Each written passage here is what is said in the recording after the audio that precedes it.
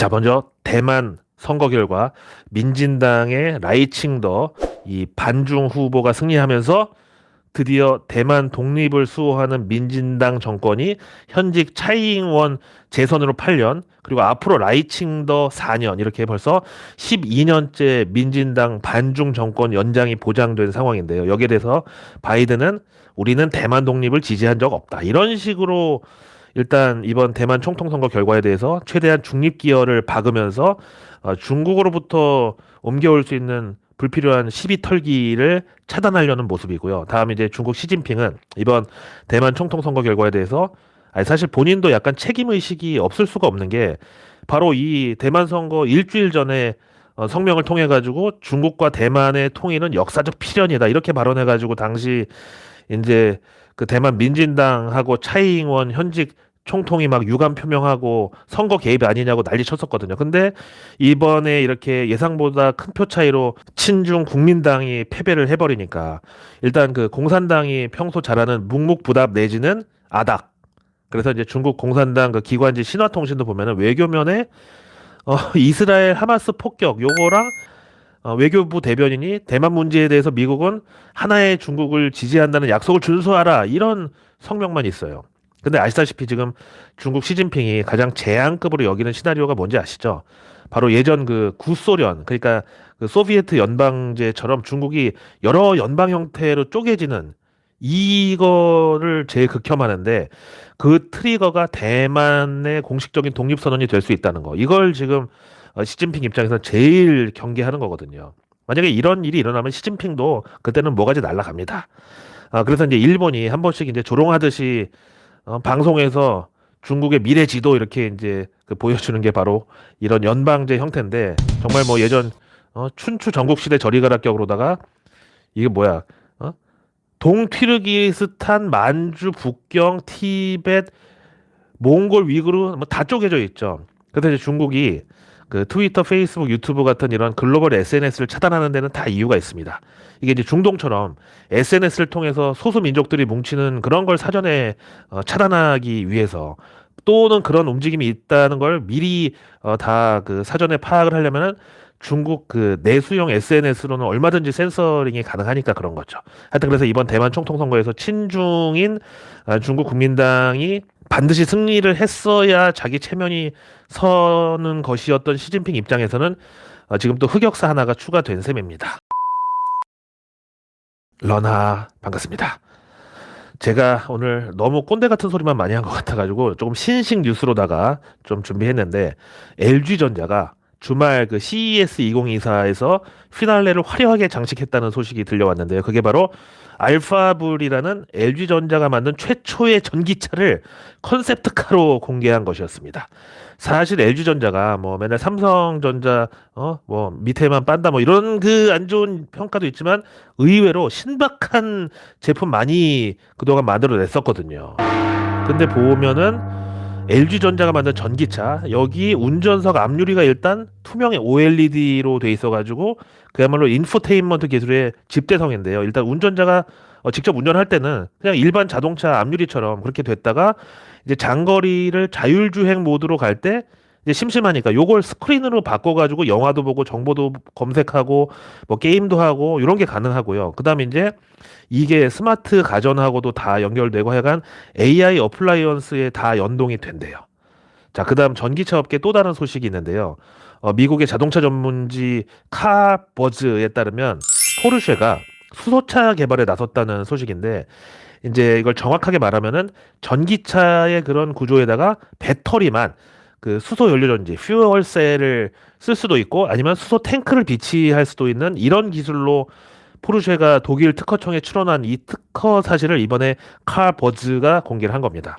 이로써 그 폭스바겐 그룹이 수소 연료전지 자동차 개발 중이라는 그런 소식에 대해서 이번 그 폭스바겐 자회사 포르쉐가 이런 특허를 갖고 있다는 게 밝혀졌으니까, 폭스바겐 그룹 전체가 수소차 자동차 개발한다는 이게 사실로 입증이 된 셈이라고 평가가 가능하고요. 그러면 이제 친환경 차는 무조건 전기차뿐이다, 이런 등식이 깨지면서 이제 내연기관도 가솔린 있고 디젤 있듯이 친환경차도 전기차, 수소차 이렇게 이제 투트랙 내지는 복수의 선택지가 생기는 셈이죠.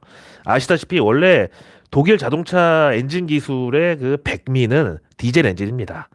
그 1930년대 벤츠가 처음으로 승용차에다 디젤 엔진 올려가지고 판매 시작했는데 이게 그 지금도 있는 트럭 메이커 중에서 만 있잖아요, 만. 거기서 만든 거고 진짜 처음 나왔을 때 아니 이거 진짜 외계인이 만든 거 아니냐고 했을 정도로 디젤이 오히려 가솔린보다 연비도 훨씬 좋고 출력도 좋고 승차감도 더 월등하게 좋았다 그래요. 그래서 그 독 3사 엔진 정말 그 무보링으로 100만 킬로까지 달리는 그 엔진 기술의 원조가 디젤 엔진입니다. 그러다가 디젤 엔진이 이제 탄소 배출도 많고 뭐 퇴출 위기로 그 몰리니까 독일에서 솔직히 자기네 자존심상 중국, 미국, 한국에서 지금 만드는 전기차 배터리 기술을 그대로 갖다 쓸 수는 없는 노릇인 거죠. 그래서 결국 뭐 세계 대전 치렀던 애들이니까 뭐 기술력이야 뭐 말할 것도 없는데 우리는 수소로 드라이브를 걸겠다. 그래서 차에다가 수소 탱크를 LPG처럼 트렁크에 갖다 박든가 아니면 전기차 구조 똑같은데 배터리를 수소 연료 전지 독일산으로 깔든가 그래서 결국은 이제 한 세기 전에 그 전 세계 승용차 엔진 디젤로 먹은 것처럼 우리가 이번에 한번 또 그렇게 가보겠다. 이런 시나리오 충분히 가능하죠. 그래서 새해에도 내일 뉴스는 내일 보면 너무 늦습니다. 구독과 알림 설정 그리고 주변에 소중한 분들께 이 내일 뉴스 미리 보기를 공유해 주세요. 그럼 제가 아직 나오지 않은 오늘 뉴스 아닌 내일 뉴스를 여러분들의 안방으로 직접 배달 갑니다. 그것도 매일 저녁에. 자, 일단 한 주 시작 월요일부터 우리는 한쪽 눈에 안대를 쓴 채로 궁예처럼 관심법으로 정말 K 증시에 나서야 되는 상황인데 그 이유가 미국이 월요일 마틴 루터킹 데이로 휴장이어서 우리가 개장 전에 항상 확인하는 미국 선물 지수도 멈춰 있을 예정입니다. 그 와중에 지난 주말 미국에서 실적 발표한 기업들은 이제 주로 월가 대형주들 JP 모간서부터 뱅크 오브 아메리카, 시티그룹, 웰스파고 전부 EPS 그러니까 주당 순이익 기준으로는 예상치를 상회하는 호실적을 냈지만 여기에 대한 시장 반응은 전부 다 냉담하게도 줄 매도. 그래서 하락 마감. 그만큼 지금 월가는 당장 개별 기업 실적보다는 다른 데 정신이 팔려 있는 상황인데 그 와중에 페드와치 3월 금리 인하 가능성은 더 올라갔습니다. 일단 전날 그 CPI는 예상보다 높았지만 이날 나온 PPI 즉 생산자 물가 지수는 예상보다 떨어졌는데 이게 이제 생산자 물가가 결국 소비자 물가로 전가되는 그런 어떤 선행성, 시차를 반영한 거고요. 근데 지금 월가 유동성 중독자들은 주말에도 쉬지 않고 중동을 비롯해서 지금 뭐 무력 충돌 막 일어나고 있고 하여간 미국의 대외 환경의 긴장도가 이렇게 올라가니까 연준이 주말에도 쉬지 않고 수에즈 운하 그 홍해를 비롯해서 이스라엘, 하마스 그리고 러시아, 우크라이나 등등 무력 충돌이 뭐 끊이지 않고 있고 하여간 미국의 대외 환경의 이런 긴장도가 높아지니까 연준이 기존대로 긴축을 밀어붙이기에도 좀 불안하지 않냐 이런 어떻게 보면 철없는 기대감을 또 기대고 있는데 3월 FOMC까지 계속 이런 어떤 땡깡을 밀고 나갈 심산 같아 보여요. 제가 보기에는. 그다음에 역시 이제 또 주말에 실적 발표한 델타 항공도 실적 자체는 예상을 상회한 분명 실적 호조였는데 올해 가이던스 조금 내려도 잡았다고 투매가 쏟아지면서 10% 가까이 폭락을 했습니다. 여기에 따라서 미국 같은 항공업종 뭐 유나이티드 에어라인, 아메리칸 에어라인, 젯블루, 알래스카 에어라인까지 전부 동반 급락에 나왔습니다. 이게 이제 당장 내일 우리 K 증시 항공주에도 악영향을 미칠 수 있는데 참 이게 타이밍이 참 거지 같은 게 하필 그 대한항공 아시아나 합병에 대해서 유럽연합이 마침내 승인할 것이라는 보도가 나와서 모처럼 호재라고 기뻐하자마자 하필 주말에 뉴욕 증시 항공주들이 실적 우려로 저렇게 개박살이 나버렸으니까 하여간 이번 주 뉴욕 증시는 마틴 루터킹 데이로 거래일이 하루 날아갔지만 지난주에 이어서 이번에도 역시 이벤트 주립은 장세가 지속될 것으로 봅니다. 그럼 우리 K 증시도 당연히 변동성에 또 몸살을 앓기가 쉬운데요. 미국에서 지난주 CPI, PPI에 이어서 이번 주에는 12월 소매 판매가 수요일에 공개가 됩니다. 여기에 대해서 BCA 리서치의 아이린 턴켈 수석 투자 전략가는 지금으로서 연준을 금리 인하로 몰아붙일 유일한 단서는 경기 침체인데 소비자 물가지수나 고용지표보다는 소매 판매가 더 뚜렷한 경기의 바로미터라고. 근데 이번 주 수요일에 나오는 미국 소매 판매 결과는 조금 조심을 해야 되는 게 이번에 결과가 좋게 나오면 이제 기업들의 실적 기대감으로 연결되고, 반면에 나쁘게 나면 연준 금리 인하를 앞당길 것으로 이렇게 해석이 붙을 텐데, 여기에 대한 어떤 유불리의 주관적 해석은 정말 그 월가에서 복불복이 예상된다고 내다봤어요. 자, 이제 본격적으로 새로운 한 주의 첫 거래일이자 1월의 딱 중간 15일 월요일 정부 일정 들어갈게요. 먼저 내일 정부가 2024 가구주택 기초조사 센서스 100년이라는 통계조사 이제 개지를 발표하는데, 뭐 또 다른 건 없어요. 또 고령화 출산 장려. 근데 여기는 이제 지난주에 보셨겠지만 그 테마 자체가 워낙 냉온탕이 심해가지고 철저하게 떨주 몰팔 실천만이 리스크 관리가 되는 겁니다. 그리고 또 이렇게 이제 국내 인구 고령화 내지 생산 인구 감소에 대한 정부 차원의 대책으로 추진하는 이민청, 요거 이슈가 또 불거질 텐데, 이제 외국인은 뭐 지문 채취 같은 게 우리 국민처럼 뭐 철저하게 커버가 안 될 거니까 증시에서는 범죄 예방을 위한, 뭐 외국인 노동자가 무조건 범죄 일으킨다는 소리가 아니에요. 범죄 예방을 위한 지능형 CCTV, 그리고 전자여권, 또 호신용품, 이런 이제 수요 증가로 이어질 수 있죠. 그리고 내일 정부 일정 또 하나는 아프리카 돼지열병, 그 ASF 확산 차단을 위한 현장 점검을 경북 지역으로 나가는데, 이제 슬슬 설 연휴 다가오면서 가축 전염병 관리가 또 들어갈 때가 됐죠. 다음 내일 환경부가 폐 원단 조각 재활용 체계 구축 시범 사업 업무 협약 체결, 이제 요걸 계획하고 있는데, 원단도 결국 뭐 플라스틱 화학 원료에서 나오는 거니까 이것도 폐 플라스틱 재활용 업사이클링, 이런 테마가 증시에 연결되죠. 자, 내일 증시 일정은 2차 전지 부품사 중에 이닉스라고 있는데, 여기가 그 전기차 배터리 최대 약점인 열폭주를 막아주는 패드를 개발하는 기업이고요. 월요일부터 3일간 월화수 이렇게 수요 예측에 돌입합니다.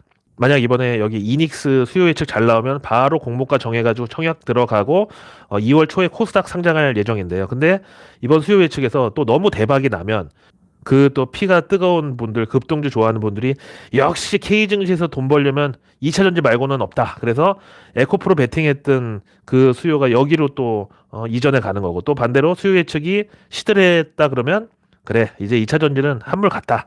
누가 봐도 지금은 조심해야 될 때다. 이런 평가로 또 2차 전지 인버스는 창궐하고 대장주 에코프로는 또 빠지는 거죠. 제가 작년 11월부터 에코프로 실적 우려 계속 얘기를 하면서 내년 초까지도 안심 못 한다고 그랬더니, 연말에 100만 원 가있을 테니까 너 두고 보자고, 너 있는 나쁜 놈, 매국노, 그랬던 분들 지금 다 어디 가셨어요? 아니, 그렇게 욕하고 침 뱉고 갔으면 지금 주가 저렇게 됐으면 돌아와서 저한테 사과라도 하든가, 아니면 최소한 내가 틀렸다고 인정이라도 해야 되는 거 아닙니까? 이제 와서 2026년 보고 같이 투자한 거니까 괜찮다고요?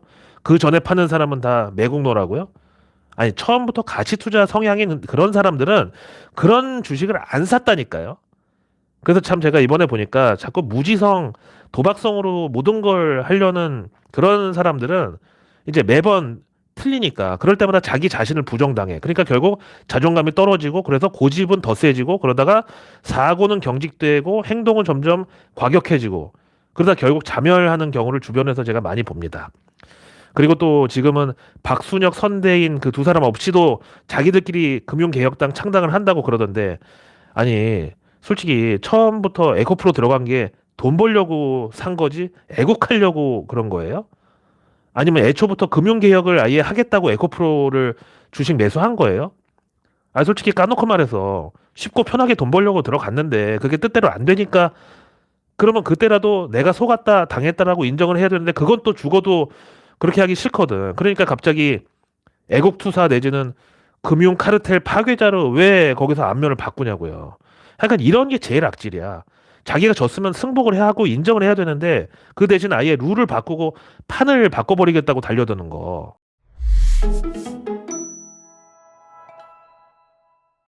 자, 다음 내일 증시 일정. 대신 밸런스 스펙 17호가 내일부터 이틀간 공모 청약에 들어갑니다. 이어서 내일 미국은 이제 마틴 루터킹 데이 휴일이자 휴장이기 때문에 실적 시즌도 하루 쉬어가고요. 경제 지표도 일단은 공백입니다. 대신 내일 월요일부터 미국 공화당 경선이 개막을 하는데, 사실상 트럼프 대 니키 헤일리의 양자 대결이고, 현재 트럼프가 10%포인트 차로 앞서고 있습니다. 의외로 별로 격차가 크지가 않아요. 저는 한 7대 3일 줄 알았거든요. 근데 지금 4대3 정도. 다음 내일 유럽에서 무역 수지 산업 생산 지표가 나오고 또 스위스에서 내일부터 이번 주 금요일까지 다보스 포럼이 열리는데 다 보스들만 참여하는 여기 그래서 제롬 파월 연준 의장하고 연준 임원들 그리고 제니 델런 재무장관도 참석하니까 지금 그 월가 유동성 중독자들이 진짜 기대하듯이 정말 지금 중동 상황이나 이런 지정학적 리스크의 연준이랑 미국 재무부가 정말로 쫄아 있나 이런 걸 봐야 금리 인하 시기에 또 힌트가 되겠죠. 오늘 일요일 영상은 긴급 뉴스랑 내일 뉴스 두 개로 쪼개서 업로드할 예정이니까요. 한 편 보셨으면 다른 한 편도 의리로다가 부탁드리겠습니다. 자, 이번 한 주도 고생 많으셨고요. 저는 월요일 저녁 라이브로 돌아오겠습니다. 아예 일주일치 뉴스를 미리 전해드리는 한 주 뉴스 미리 보기 준비해가지고 오겠습니다. 고맙습니다.